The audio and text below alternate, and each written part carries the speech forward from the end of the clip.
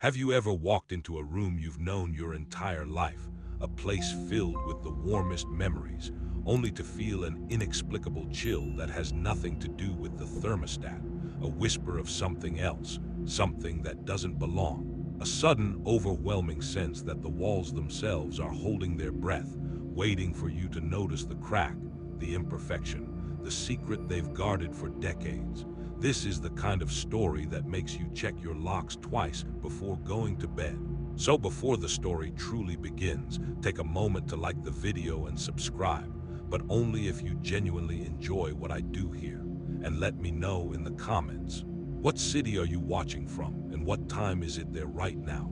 Now, dim the lights, feel the air grow colder, and try to ignore the shadows dancing at the corner of your eye. Let's dive together into tonight's nightmare. Our house was, by all appearances, perfectly normal. A two-story colonial in a quiet tree-lined suburb built in the late 1940s.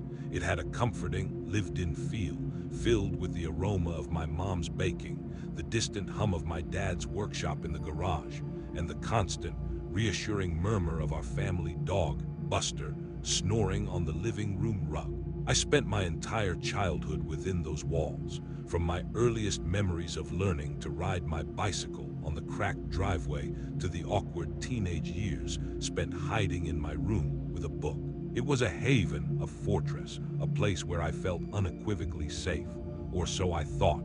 The first anomalies were so subtle, so easily dismissed, that they barely registered.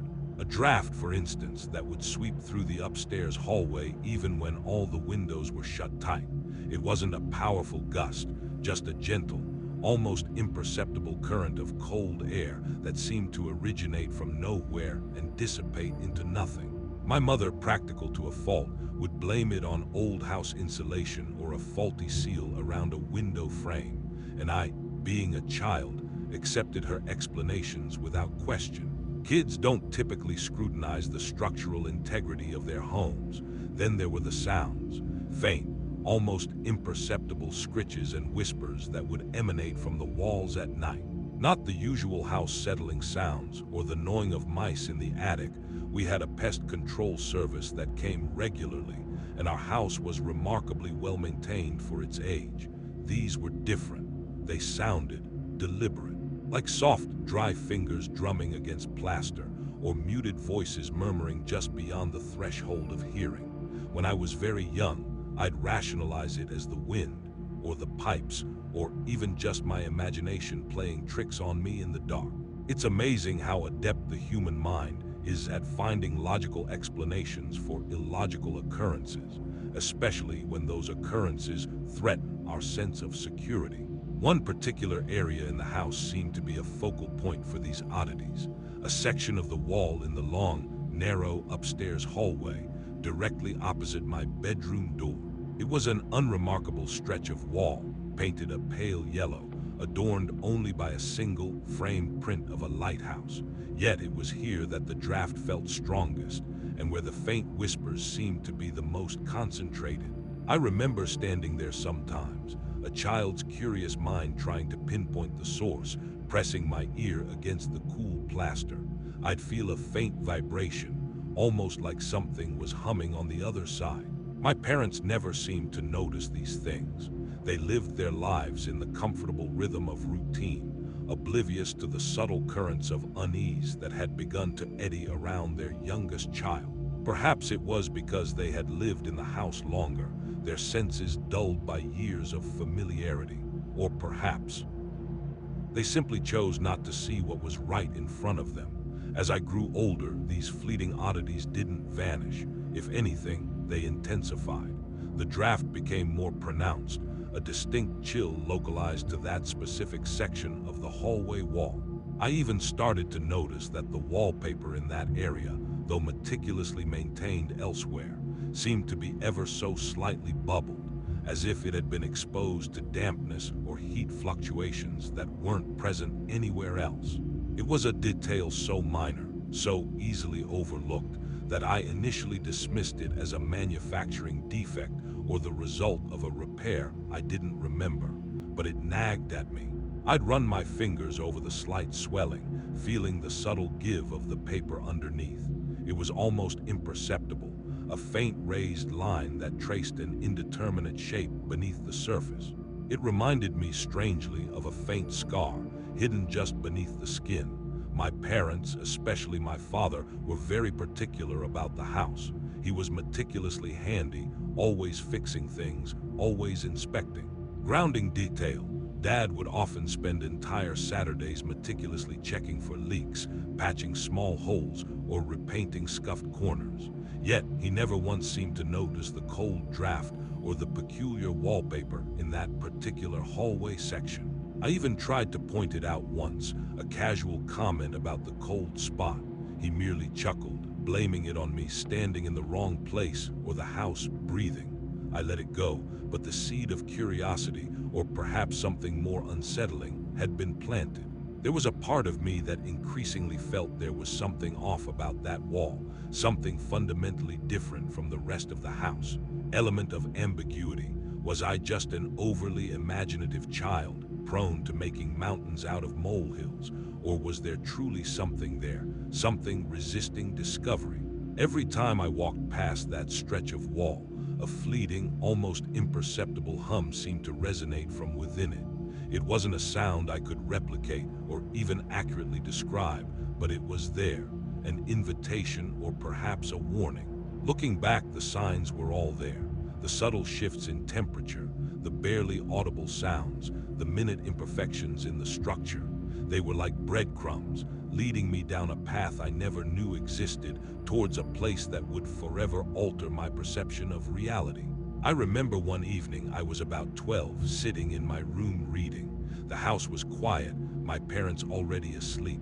Suddenly, the whispers from the wall opposite my door grew louder, more distinct. It wasn't words I could discern, just a garbled, guttural murmur, like people talking just on the other side of a thick pane of glass. My heart started to pound in my chest. I got out of bed, tiptoed to my door, and stood in the hallway, straining to hear. The light was off, and the hallway was plunged into near total darkness, save for the faint glow from the moon outside my window filtering through the landing window. The temperature plummeted. I could see my breath in the cold air. The sound didn't stop. It was persistent, an unnerving cacophony of hushed voices. And then I heard something else, something that froze the blood in my veins. A single, distinct tap, like a knuckle against wood, or something trying to get my attention from within the wall itself. Foreshadowing detail. It was the first time the house actively seemed to acknowledge my presence, the first time it seemed to be trying to communicate. And it terrified me, but it also fascinated me, drawing me in like a moth to a flickering, dangerous flame. The quiet hum I'd always noticed seemed to intensify, vibrating through the floorboards and up into my feet. It was a silent invitation, a slow, deliberate beckoning from the very heart of the house. I knew, with a certainty that only a child's pure intuition can provide, that there was something beyond that wall, something waiting. That single, distinct tap from within the wall was a turning point. It wasn't just my imagination anymore, not just the wind or old pipes. It was a direct address, a subtle, chilling prod. I stood there in the dark hallway for what felt like an eternity, my breath hitched in my throat, utterly transfixed. The garbled murmurs subsided, replaced by an unnerving silence that was somehow more deafening than the previous sound. The cold, however, remained, clinging to my skin like an unwelcome shroud. I slowly retreated to my bedroom, pulling the covers up to my chin, but sleep was a distant concept. My mind raced, replaying the tap, the cold, the whispers. The house, my sanctuary, had revealed a new, disturbing facet. From that night onward, my relationship with the house changed. The ordinary became imbued with an unsettling undercurrent. Every creak of the floorboards, every groan of the ancient pipes seemed to carry a darker connotation. My attention was almost entirely consumed by that section of the hallway wall. I found myself drawn to it like a moth to a flame, spending countless moments idly tracing the faint raised line on the wallpaper, pressing my ear against the cool plaster, trying to decipher the secrets it held. My parents, wrapped up in their daily routines, continued to be oblivious. My mother would occasionally comment on my newfound quietness, attributing it to the onset of teenage angst.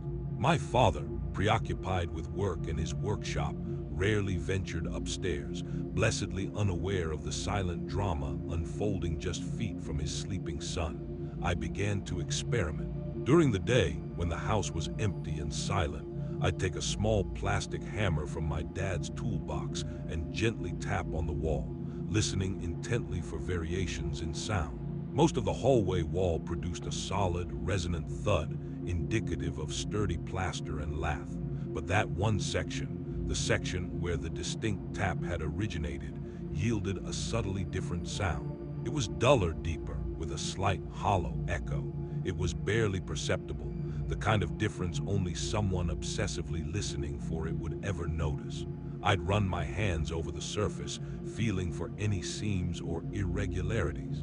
The wallpaper seemed seamless, perfectly applied, but I'd still feel that faint, almost invisible ridge, like a faint scar beneath the skin. It was maddeningly elusive, always there, yet never quite tangible enough to confirm my suspicion. Element of ambiguity. Was I just projecting my own growing paranoia onto an ordinary wall, or was this faint, subtle ridge a deliberate, almost perfectly concealed clue? My attempts at rational explanation quickly proved fruitless. I spent hours in the local library, looking up books on old house construction. Grounding detail, I learned about different methods of framing, the typical placement of load-bearing walls, and the common architectural practices of the 1940s. I even researched hidden rooms in old houses, hoping to find some historical precedent for what I suspected. Everything I found only deepened the mystery. There was no logical reason for a hollow space to exist in that particular part of the hallway, especially not one that seemed to defy the standard blueprints of a colonial home of that era. There were no chimneys there, no old stairwells, no obvious architectural quirks that would account for it. It was a dead end, leaving me with only one conclusion. If there was something there, it wasn't supposed to be. The draft became a constant companion. Even in the height of summer, a distinct chill clung to that section of the hallway. It wasn't the kind of chill that makes you shiver from cold, but one that makes the hairs on your arms stand on end. A cold that felt like it emanated from something ancient and unsettling. Sometimes I would even catch a faint smell, almost like stagnant air mixed with something earthy, something that reminded me of forgotten attics and damp basements. It was fleeting, only noticeable if I pressed my nose right against the wall, but it was there, an olfactory signature of the hidden space. One afternoon, home alone, I decided to be bolder. I brought a small, bright flashlight and examined the wall more closely than ever before. I ran my fingers over every inch, from floor to ceiling, looking for any deviation, any crack, any sign of a seam. It was painstaking work, my eyes aching from the intense scrutiny. And then I found it. So subtle, so perfectly camouflaged, I almost missed it entirely. Just above knee height, about 2 feet from the corner, I felt a minute, almost imperceptible groove. It wasn't a crack in the plaster. It was a line, so fine it looked like a hair, running vertically for about a foot, then horizontally, forming a faint, almost invisible L-shape. It truly was like looking for a needle in a haystack, and the fact that it was so well hidden made my spine prickle. It was a line that should not have been there. It was a seam. Foreshadowing detail. My heart pounded with a mixture of terror and exhilaration. I traced the line again and again, my fingertip barely catching on the microscopic edge. It was almost as if the wallpaper had been expertly cut and rejoined along this line. My mind, fueled by years of unsettling occurrences, immediately jumped to the possibilities. A hidden door, a secret panel, something designed to be utterly invisible to the casual observer. But why? Why would someone go to such lengths to conceal a portion of the house? The implications were staggering. It wasn't just a quirky draft or a strange echo anymore. This was a deliberate act of concealment, suggesting that whatever was behind that wall was meant to stay hidden. That night I couldn't sleep. The faint hum from the wall seemed more pronounced, more insistent. I felt like the house itself was breathing, its hidden lungs expanding and contracting just inches from my bed. I imagined what could be behind that seam, what secrets it held. My childhood home, once a bastion of comfort, now felt like a living, breathing entity with a dark secret. The fear was no longer just a fleeting chill. It was a palpable presence, a weight in the room. I wanted to tell my parents, to drag them to the wall and show them, but I knew they wouldn't believe me. They'd attribute it to my overactive imagination. And a part of me, the still rational part, worried they might be right. But the evidence, however subtle, was mounting. I knew, with a certainty that chilled me to the bone, that I was on the brink of discovering something profound and potentially horrifying. The secret the house had guarded for decades was about to be revealed, and I was unknowingly pushing the door open. I felt an undeniable pull, an almost magnetic attraction to the mystery, despite the growing sense of dread. It was like I was caught in an undertow, being slowly dragged towards the unknown, with no way to resist. My childhood home was no longer just a house, it was a labyrinth, and I was about to find its hidden heart. The discovery of that microscopic seam in the wallpaper consumed me. It was no longer a question of if there was something there, but what it was, and how to access it. My days became a silent obsession. I would wake up, eat breakfast, go to school, and feign attention in classes, all the while my mind was back in that upstairs hallway, grappling with the mystery of the hidden wall. I spent hours reading about hidden architecture, false walls, and secret passages. Grounding detail, I even devoured old spy novels and tales of historical mansions with concealed chambers, trying to glean any practical knowledge that might help me. The consensus seemed to be that such features were either incredibly rare or incredibly well hidden, which only strengthened my conviction that I was on the right track. My initial attempts to open the perceived panel were cautious. I tried pressing along the seam, pushing gently, pulling, feeling for any give. Nothing. It was as solid as the rest of the wall. I even tried running a thin knife blade along the groove, hoping to widen it or find a latch. The knife just scratched the wallpaper, doing nothing to reveal what lay beneath. My frustration grew with each failed attempt, compounded by the constant, nagging fear that my parents might walk in and discover my clandestine activities. I knew they would be furious and would swiftly dismiss my theories as childish fantasy. The strange phenomena didn't cease. The localized draft was a continuous presence, and the faint, earthy smell persisted when I pressed my nose to the wall. At night, the whispers resurfaced, though now they seemed less like random murmurs and more like a low, perpetual hum, a sound almost felt more than heard, emanating from the wall. It was a sound that vibrated deep in my chest, a low, unsettling frequency that seemed to lull the rest of the house into a deeper silence. Sometimes, I'd swear I heard a faint scratching sound from within, like something restless trying to dig its way out or in. Element of ambiguity. Was it merely the old house settling, magnified by my heightened state of anxiety, or was something truly stirring within that hidden space? The ambiguity was part of the terror. One particularly restless night, as the hum from the wall filled my room, I had an idea.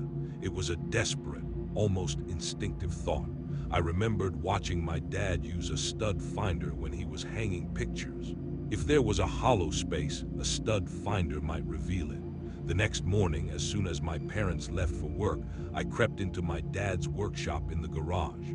His tools were meticulously organized, a place of comforting order. I found his stud finder, a simple, yellow plastic device, and hurried upstairs. My hands trembled as I pressed the button and ran it along the wall.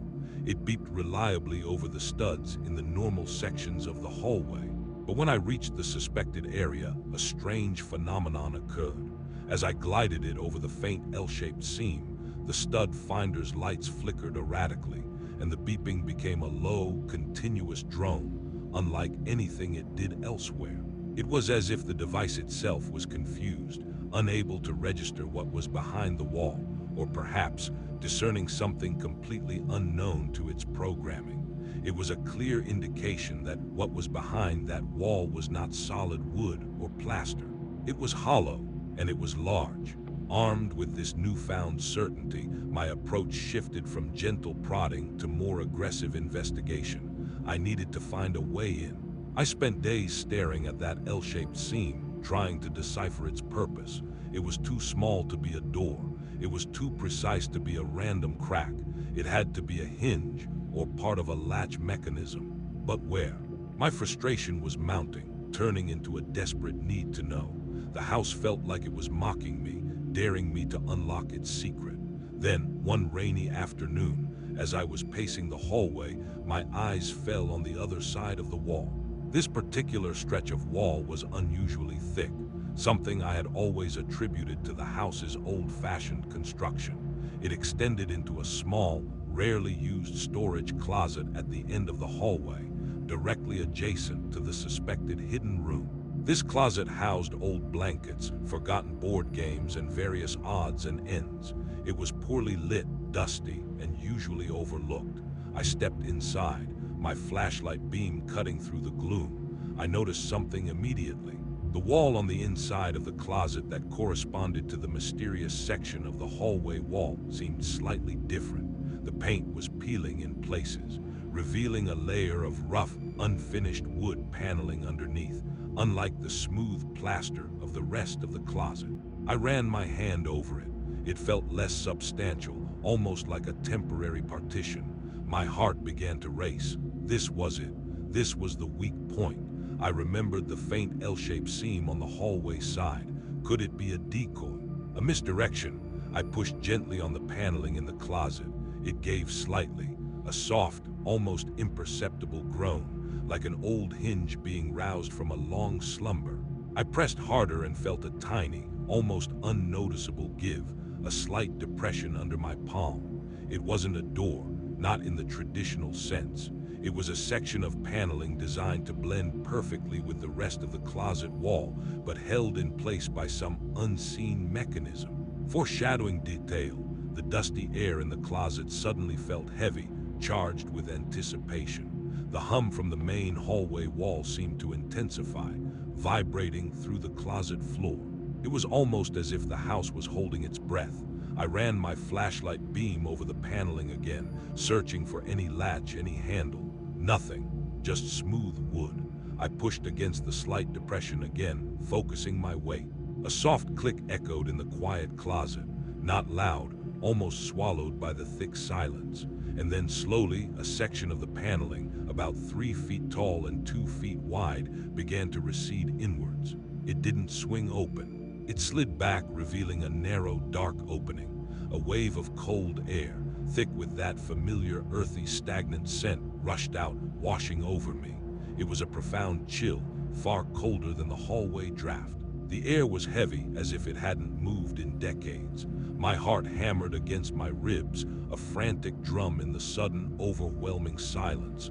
I had found it, the secret room. And a part of me, a small, terrified voice, screamed at me to close it, to walk away, to pretend I had never found it. But the other part, the insatiable, curious part, pulled me forward, compelling me to shine my flashlight into the darkness beyond. The beam cut through the absolute blackness, revealing only more void. The silence was complete, an oppressive blanket that seemed to absorb all sound. It was an invitation, a challenge, and a terror all rolled into one. I took a deep, trembling breath and stepped into the unknown. I stepped through the narrow opening, my heart pounding a frantic rhythm against my ribs. The air inside hit me like a physical force, not just cold, but thick with the scent I'd only caught fleeting whiffs of before. It was a cloying, earthy smell, reminiscent of damp soil and ancient dust, tinged with something metallic and faintly sweet, like old blood or decay. My flashlight beam pierced the absolute blackness, revealing a space far smaller than I had anticipated. It wasn't a room in the conventional sense, more like a cramped, irregular chamber, perhaps 8 feet long and 4 feet wide, with a ceiling so low I had to stoop to avoid hitting my head. The walls were rough, unfinished stone, unlike the plaster and lath of the rest of the house. It felt less like an addition and more like a space carved out of the very foundation, designed to be forgotten. My beam swept across the floor, which was just packed dirt, covered in a thick layer of fine gray dust. It crunched faintly under my worn sneakers. Directly ahead, built into the far wall, was a set of crude wooden shelves. They were old, warped, and covered in the same pervasive dust. My flashlight beam danced over the objects resting on these shelves, and my blood ran cold. The first thing I saw, the first thing that really registered, was a stack of books. Not ordinary books, not storybooks or textbooks, but thick, leather-bound volumes, their covers cracked and almost black with age. They looked like ancient ledgers or maybe grimoires. Their spines were unmarked, completely devoid of titles, adding to their forbidding appearance. I reached out, my fingers trembling, and pulled one down. It was surprisingly heavy. The leather felt dry, almost brittle, beneath my touch. I opened it carefully, and the dusty air seemed to thicken, making it hard to breathe. The pages were yellowed, brittle parchment, covered in neat, looping handwriting. It wasn't English. It was a language I didn't recognize, with strange symbols and angular characters that seemed to twist and writhe on the page in the dim light. I couldn't read a word, but the sheer illegibility made it all the more menacing. There were also strange, intricate diagrams interspersed throughout the text, geometric patterns that seemed to shift and contort, almost like optical illusions. Looking at them made my eyes ache. Next to the books, tucked away in a shadowed corner of the shelf, was a small wooden box. It was intricately carved, with symbols similar to those in the books etched into its dark surface. My breath hitched as I reached for it. It was surprisingly light. I lifted the lid, and inside, nestled on a bed of faded velvet, were several small, oddly shaped bone fragments. They looked like shards, not complete bones, and they were discolored, a sickly yellow-brown. They were too small to be human, I told myself, clutching desperately to the thought, but their unnatural shape and the feeling of cold dread they radiated made me question everything. Element of ambiguity. Were these animal bones, perhaps from some old ritual or something far, far more sinister and unspeakable? The air around them felt heavy, charged. It was a palpable presence, a malevolent energy that seemed to pulse faintly from the very fabric of the room. My flashlight beam continued its slow journey around the chamber. In another corner on the dirt floor was what looked like a collection of rusted metal tools. They were crude, misshapen, some with jagged edges, others with blunt, heavy heads. They didn't look like carpenter's tools or gardening tools. They looked purposeful and dangerous. One in particular caught my eye, a long, thin rod sharpened at one end with a series of small, almost invisible notches carved into its surface. It was coated in what looked like dried, dark residue. I pulled back, a wave of nausea washing over me, but the most disturbing discovery was not on the shelves, nor on the floor. It was on the walls themselves. As my flashlight beam swept over the rough stone, I saw them, faint, almost indiscernible etchings, not carved deeply, but scratched into the surface as if by fingernails or a crude implement. They were drawings. Stick figures contorted into unnatural positions, their limbs twisted and distorted. And over, repeating endlessly, was that same L-shaped symbol I had seen on the outside of the hidden panel, rendered crudely, almost like a primitive signature. It was almost as if the room itself was a diary, bearing witness to something terrible. Foreshadowing detail, the drawings weren't just disturbing, they were horrifying. They depicted scenes of what looked like forced confinement, shadowy figures looming over smaller, cowering forms. My stomach churned.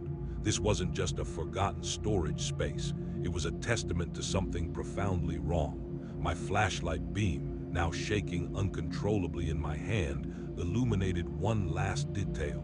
Directly opposite the entrance, embedded into the stone floor, was a single, rusted iron ring. It was flush with the dirt, almost completely covered by the pervasive dust, but it was unmistakably a ring, firmly set into the ground. It was heavy, solid, and utterly immovable. I tried to pull on it, but it wouldn't budge. It felt like an anchor. An anchor to what? My mind raced, trying to formulate a logical explanation, but all I could think of were old pictures of dungeons, of chains, of suffering. The air in the room, already heavy, grew colder, and that faint hum I'd sensed from the hallway wall was now a distinct, low thrumming that seemed to vibrate from the stone walls themselves. It felt like the room was alive, and it was watching me. A sudden, sharp crack echoed from somewhere within the walls, shattering the oppressive silence. It wasn't a settling sound or a creak. It was a sound like a bone snapping or something splintering. I froze, my heart leaping into my throat. The temperature in the room plummeted further, and I could see my breath fogging in the frigid air. The smell intensified, becoming almost unbearable. I felt an overwhelming sense of being watched, an ancient, malevolent presence pressing in on me from every shadow. I was no longer alone in that small, dark space. The sheer weight of the atmosphere, the feeling of palpable evil, was suffocating. I wanted to scream, but no sound would escape my throat. Every fiber of my being screamed at me to flee, to escape this terrifying chamber, to close it up and pretend it never existed. But even as I stumbled backwards towards the narrow opening, I felt a chilling pull, as if the room itself was reluctant to let me go. I was in a place where only darkness resided, and it was beginning to close around me. I scrambled for the opening, my hands scrambling for any purchase, desperate to escape the suffocating presence. This place was rotten, thoroughly and irrevocably rotten. Grounding detail. The air was so heavy it felt like it had the texture of thick mud. The sudden, sharp crack and the immediate, drastic drop in temperature jolted me into a primal state of terror. Every instinct screamed at me to flee this oppressive chamber. I stumbled backward, my heart hammering like a trapped bird against my ribs, desperate to reach the narrow opening I had entered through. The air was now so cold it burned my lungs with every ragged breath, and the putrid, earthy smell was overwhelming, making me gag. I could practically feel the malevolent presence I'd sensed earlier now pressing in on me from every shadow, a suffocating blanket of ancient evil. It felt like the very walls were breathing, expanding and contracting with some unseen, sinister rhythm. My flashlight beam, still clutched in my trembling hand, darted frantically around the cramped space. I saw movement, not a distinct shape, but a fleeting, peripheral shift in the darkness beyond the shelves, too quick and indistinct to properly register. It was like a shadow detaching itself from the deeper gloom, then dissolving back into it. My mind, already teetering on the edge of hysteria, struggled to rationalize it. Dust motes, refraction of light. No, this was different. This was deliberate. Element of ambiguity. Was it my panicked imagination, or was something truly moving in the room with me? The ambiguity was paralyzing. Then a sound, a low, guttural growl that resonated from the very dirt floor beneath my feet, vibrating up through my worn shoes. It wasn't the growl of an animal. It was deeper, more resonant, filled with an ancient malevolence that spoke of unfathomable age and unspeakable suffering. It felt like the sound was coming from everywhere and nowhere at once, from the very stones and the suffocating air itself. My blood ran cold, solidifying in my veins. I could feel tears stinging my eyes, born not of sadness, but of pure, unadulterated fear. I threw myself towards the opening, scrambling on my hands and knees, desperate to escape. My fingers scraped against the rough stone, tearing at my skin, but I barely registered the pain. All I wanted was out. As I thrashed to get through the narrow gap, my left hand brushed against something on the dirt floor, just inside the opening. Something cold and smooth. I recoiled instantly, pulling my hand back, but not before my flashlight beam, flailing wildly, illuminated what I had touched. It was a doll. Not a child's toy, but something far more disturbing. It was crudely fashioned, made of dark, dried clay, no more than 6 inches tall. Its body was disproportionately long, and its limbs were unnaturally thin and elongated. It had no discernible features, just a smooth, featureless head, but its eyes, if they could be called eyes, were the most chilling part. They were 2 small, perfectly circular holes, black and vacant, as if staring into an abyss. and jammed into its chest, protruding like a twisted pin, was one of those small, discolored bone fragments I had seen on the shelf. The doll wasn't merely a toy, it was a grotesque effigy, a macabre representation of something forgotten and terrifying. Grounding detail, it felt ancient, like something that had been crafted in a time when the world was a much darker place, when rituals were performed in secret and blood was spilled for unseen entities. As I stared at the doll fixed in its silent, horrifying gaze, I heard another sound, a whisper. Not the muffled murmurs I'd heard from the hallway, but a distinct, sibilant hiss right next to my ear. It wasn't a language I understood, but the tone itself was laced with pure, unadulterated malice. It was a sound that articulated hatred, a chilling, venomous promise of pain. I could feel a cold breath on my neck, a sensation so real, so immediate, that I instinctively recoiled, hitting my head hard against the stone ceiling. My flashlight, already unstable in my grip, clattered to the dirt floor, its beam spinning wildly before settling on the ceiling, plunging the lower half of the room into renewed darkness. The darkness felt alive, pressing in on me from all sides. I could hear rustling sounds, faint scuttling, as if something was moving quickly, just beyond the reach of my remaining vision. The smell intensified, becoming so potent it made my eyes water. I closed my eyes tightly, pressing my hands over my ears, desperate to shut out the sensory overload, to make it all go away. But I couldn't. The growl was louder now, a reverberating roar that made the very ground tremble, and the whispers, no longer confined to my ear, seemed to emanate from all around me, a chorus of venomous, unintelligible sounds echoing from the stone walls. It was as if the room itself was screaming. I opened my eyes, forced them open, compelled by some dreadful fascination, and looked towards where the doll lay. The faint, spinning beam of my flashlight from the ceiling illuminated it in a grotesque, flickering light. As I watched, a thin, black substance, like viscous oil, began to ooze from the small, perfectly circular eye holes of the clay doll. It dripped slowly, steadily, onto the dusty floor, forming two small, glistening puddles. And then the doll's head, featureless and horrifying, slowly, agonizingly, began to tilt. Not a sudden movement, but a deliberate, almost agonizingly slow twist, until those two black, vacant holes were staring directly at me. A cold, unseen hand grasped my ankle. It wasn't gentle. It was firm, strong, and impossibly cold, like something that had been buried in ice for a century. I screamed. A raw, guttural sound tore from my throat, shattering the oppressive silence of the room. I kicked wildly, thrashing my leg, desperate to free myself. The grip tightened, painfully so, digging into my flesh. I felt a searing pain, as if something was digging into my skin. This was real. This wasn't my imagination, or a trick of the light. This was a direct, physical assault. Foreshadowing detail, the growl intensified, becoming an ear-splitting shriek that seemed to rip through the very fabric of the air, and the whispers turned into a cacophony of enraged, guttural roars.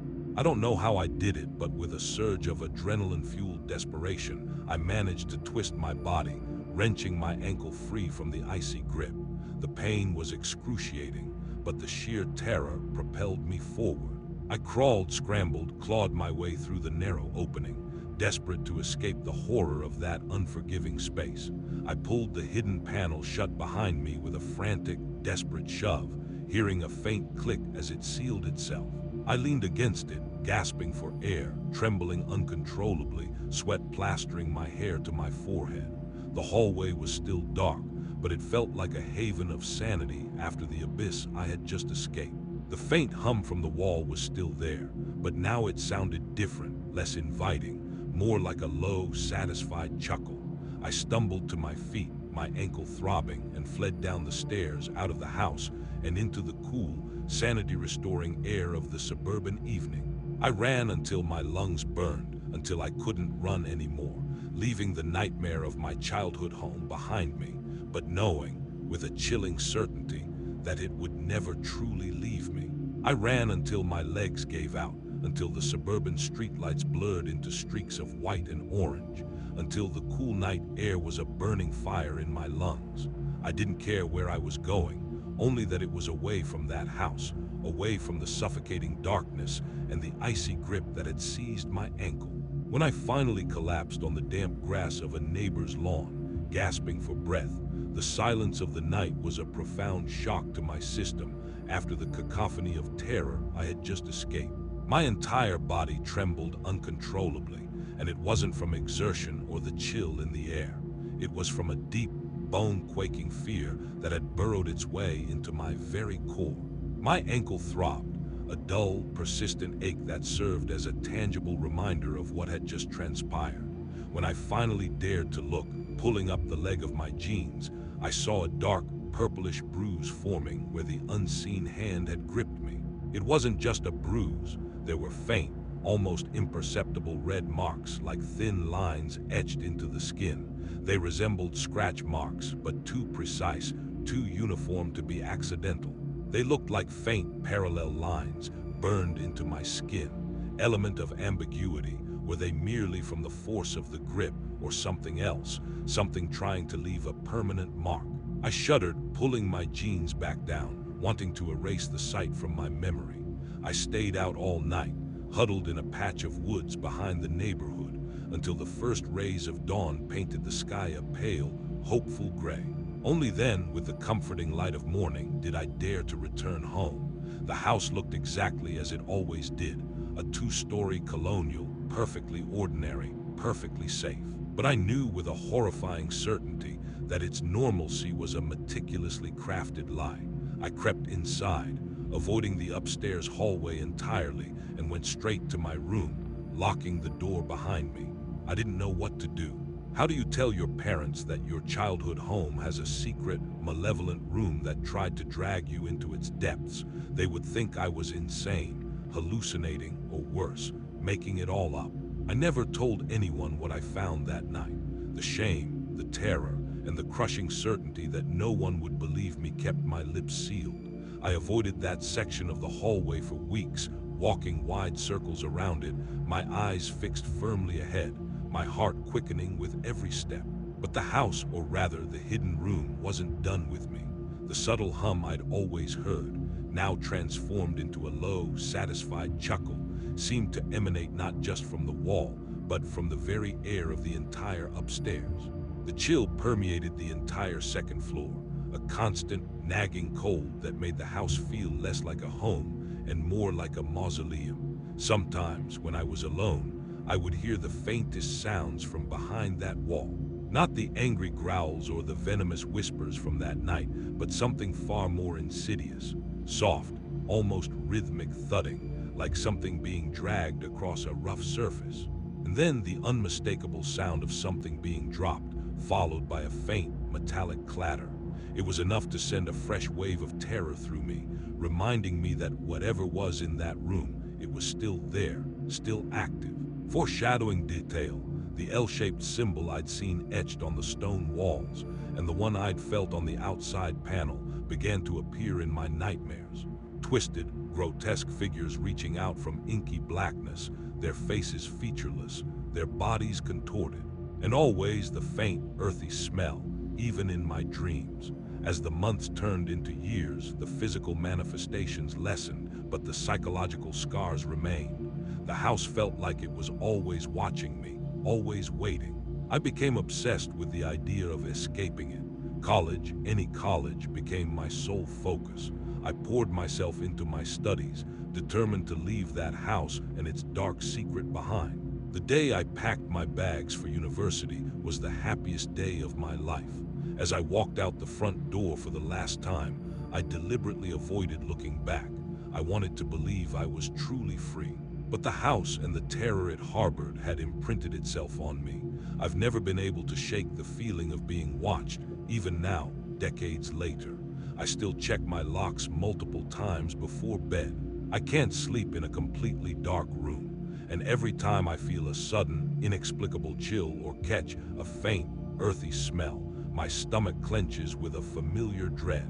My ankle still bears the faint, almost invisible lines from that night, a permanent reminder etched into my skin. They've faded over the years, almost gone, but I know they're there. Grounding detail, my parents still live in that house. They're older now, their memories not as sharp as they once were.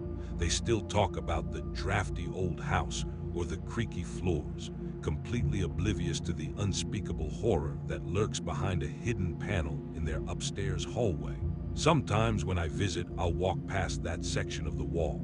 It looks perfectly normal, perfectly innocent, but I can still feel the faint hum, a low, satisfied vibration emanating from within. I can still sense the cold, the oppressive weight of the air beyond. And occasionally, very occasionally, I swear I hear a sound, a faint, almost imperceptible tap, a single, soft knock, as if something from within is still trying to get my attention, still wanting to be found. I've thought about telling them, about making them tear down the wall, expose the truth. But what truth? What if they find nothing? What if it's all in my head? And what if they do find something? What horrors might they unleash? The ambiguity is its own kind of prison. I left the house, but the house never truly let go of me. It's still there, a festering secret at the heart of my childhood, and I know, with chilling certainty, that the fear archives within its walls are still being written, and perhaps, one day, they will be opened again. The truth, if you can call it that, is that some scars never truly heal. They just fade, becoming a ghostly etching on your skin, a whisper in the quiet moments of the night. My childhood home, once a symbol of safety, now exists in my mind as a fortress built around a core of unspeakable dread. I often wonder what became of those things within the hidden room, the ancient books, the bone fragments, the crude tools, the terrifying clay doll. Are they still there, gathering dust in the perpetual darkness, or has whatever inhabited that space moved them, perhaps adding new, equally horrifying artifacts to its collection? The thought is a constant, low hum beneath the surface of my consciousness, a chilling reminder that the world holds secrets far darker than we dare to imagine. Sleep no longer comes easily. Every shadow suggests a presence, every unexpected sound a deliberate message. I live with the knowledge that beneath the veneer of normalcy, there are abysses, and sometimes those abysses are literally right next door, waiting. So listen closely to the sounds your house makes after dark. Pay attention to the places where the air feels colder, or where a draft seems to come from nowhere. Because sometimes, the most terrifying truths are hidden in plain sight, just waiting for curious hands to uncover them. And once you find them,